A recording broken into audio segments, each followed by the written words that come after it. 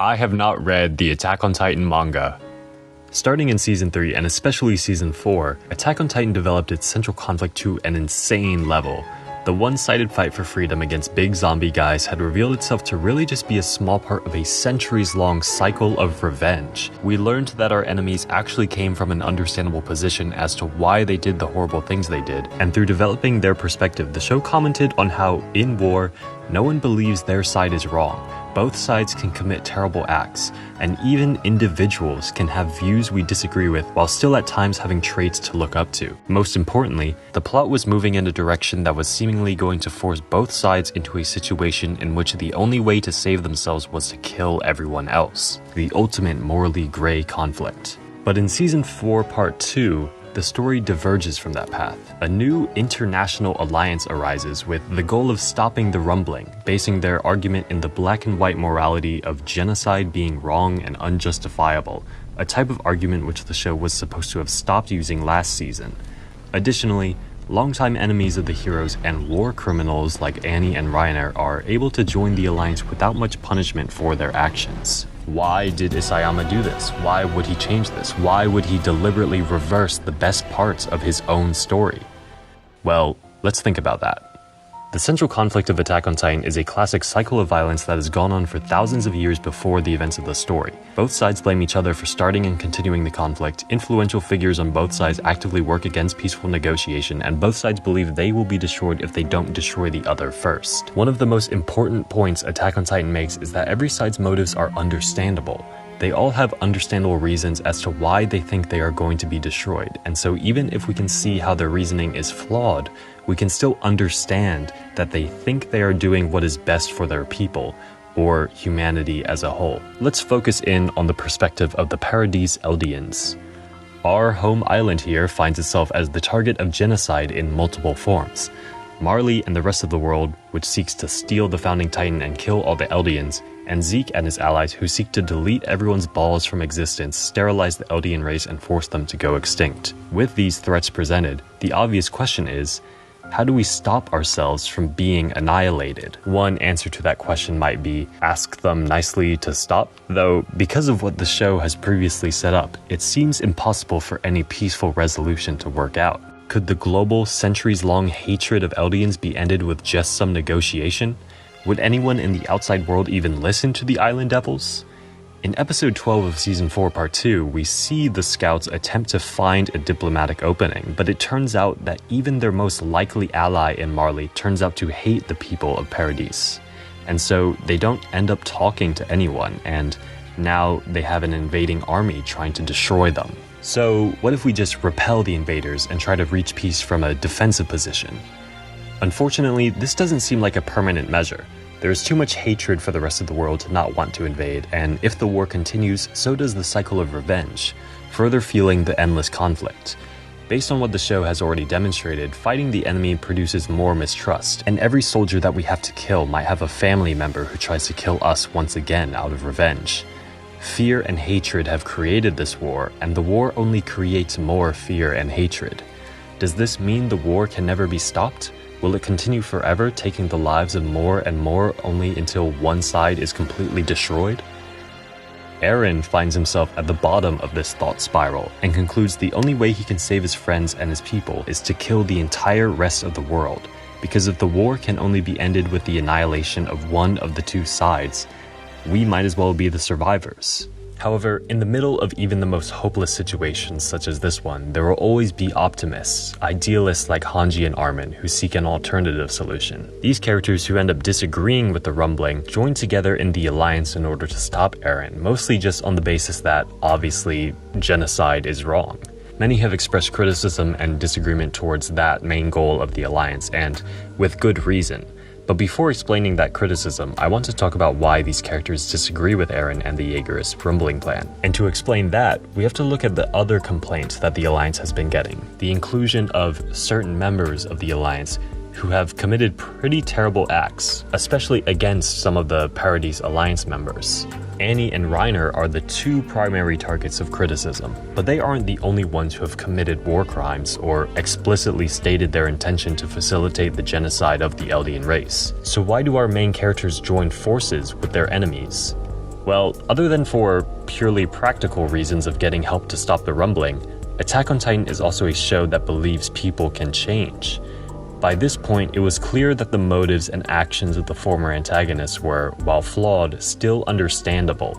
And if we can understand where the flaws come from, then Attack on Titan believes that we can change people for the better. This is best demonstrated by Gabby's storyline in both parts of Season 4, which I've already made a video about, so I'll just summarize here. Gabby is introduced as a child soldier who was raised to enjoy war and hate the Eldians. The only perspective she knows is the one that was taught to her, that the Eldians living on Paradis are less than human and need to be eradicated. But after finding herself stuck on this island, she discovers the bizarre compassion of some of them and the hatred that her own actions have created in others. She's forced to learn the perspective of its inhabitants and recognize their humanity because none of them kill her. She ends up regretting her actions. She selflessly decides to save the people she once hated, and while before she killed people out of hatred and sometimes even with enjoyment, now when she faces the person who destroyed her home, she cries when she has to kill him. Even though she isn't as naturally compassionate and understanding as someone like Falco, she is still able to recognize her prejudices and change her actions, and this should apply to everyone. The motives behind the war crimes of Attack on Titan are based in flawed reasoning and perspective, and while Eren can't go back in time to fix everyone's childhood and education or stop them from murdering people, we can certainly help them in the present if we give them a chance and show them a different way of viewing things, while also making sure they don't murder anyone else while we're trying to help them. If we can change the perspective of an individual like Gabby, then we should be able to get similar results from others, and that does mostly happen. These former enemies are turned into allies without bloodshed, proving that they do not need to be hurt in order to be pacified. But should they be hurt? Do these people deserve to be punished for what they did in the past? Attack on Titan doesn't present an answer to this question and instead avoids it by staying practical. These people would be helpful in our current goal, so it would only hurt us to avoid cooperation with these people who already changed their perspective. However, avoiding the question of punishment here doesn't remove the feeling that some sort of justice needs to be carried out, even if it isn't pragmatic. What is Levi thinking as he watches the same Titan who massacred his allies once again kill human soldiers? Attack on Titan seems to think that it doesn't matter. Still, if it is possible to change people peacefully like this, then we do not need to kill people in order to make them not want to kill us. That is the core belief of the Alliance. They fight because they believe they can make themselves better, help each other improve, and help make the world better without the deaths of billions. Because just like the other characters, each member of the Scouts has also had moments where they had to deal with their own flaws or past mistakes. Like John working through his fears and putting aside his dreams of a comfortable life in order to fight for something meaningful he believes is right. Or Armin and Hanji struggling with the feeling of being inadequate successors. Or Connie wanting to feed a child to his mom. All humans go through struggles like this, whether it be more or less extreme. As long as we continue to live, we have the opportunity to reflect on and change ourselves to work towards something better and help those around us. And by stopping the rumbling, that opportunity is what the Alliance seeks to preserve for the rest of the world.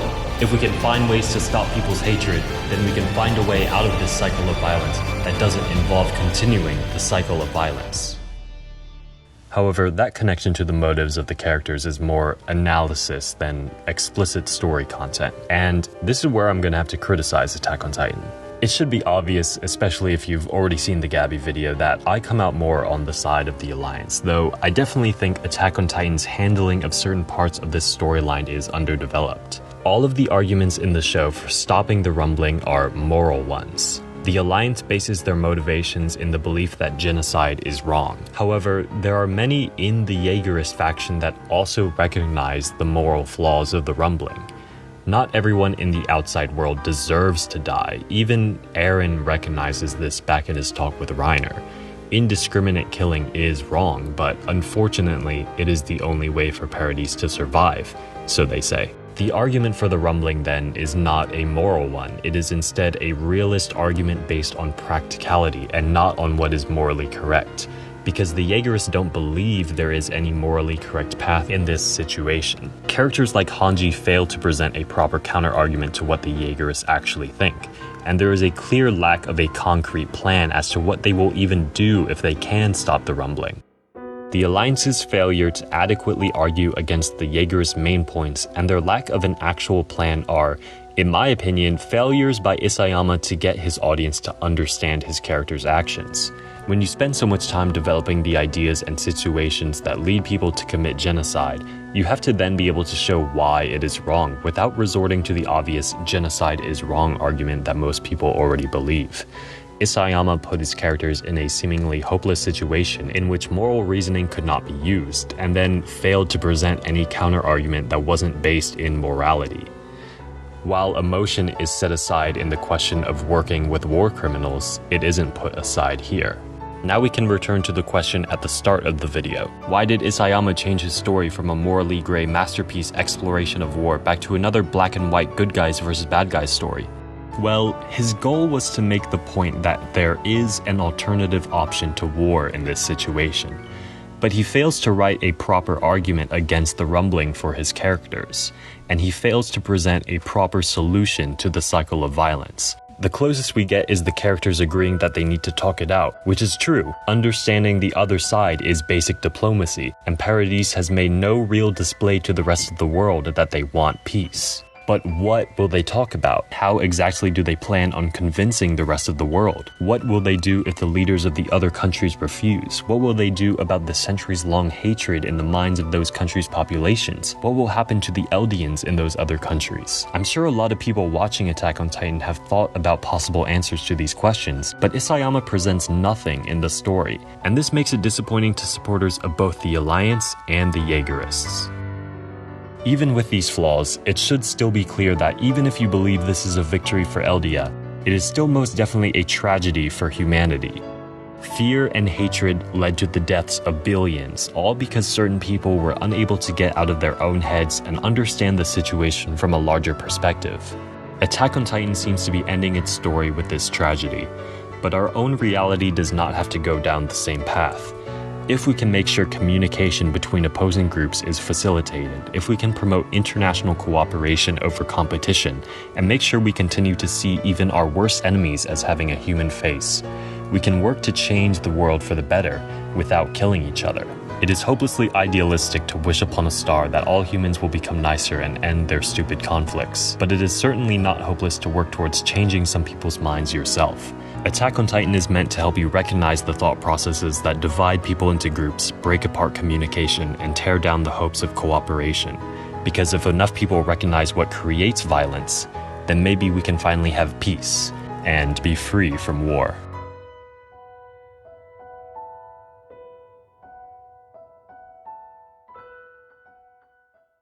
Thanks for watching the whole video. I tried putting a bit less of my own views in this one, but I still really enjoy talking about fictional politics, so comment what you think. Do you like the rumbling? Do you have an alternative solution? I do, I think, and maybe I'll make another video about that, but for right now, just comment and like and share or whatever, and thanks for 2,000 subscribers, even though that was a month ago.